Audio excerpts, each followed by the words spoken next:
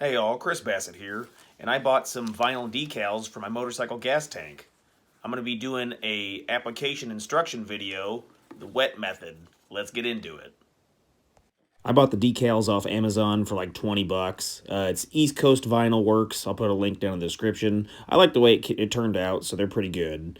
It comes with a spray bottle. Since this is a wet application method, you'll need to add water.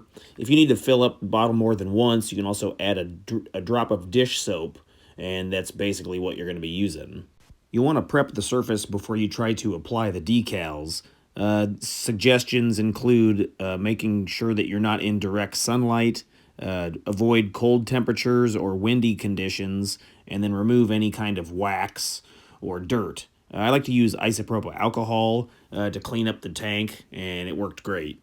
So I'm just going to use some paper towels and alcohol to wipe the tank down, get it nice and clean. It's in my garage, so there's not wind blowing dust on the tank, or I'm not out in the sun, and garage is climate controlled. You can use scissors to kind of cut the decal into the shape that you want, but it will be a wet application, so you need to spray the surface with the fluid, take the decal off, and then spray the back of the decal. Make sure everything gets nice and covered, saturated.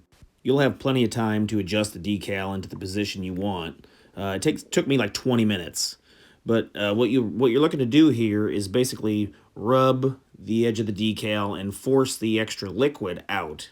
So you'll take a paper towel or something and you'll gently just kind of rub in a direction that's squeegeeing the liquid out.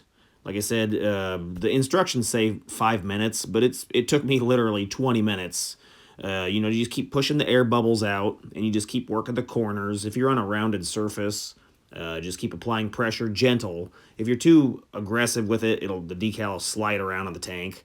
So just hold it in place and gently press it.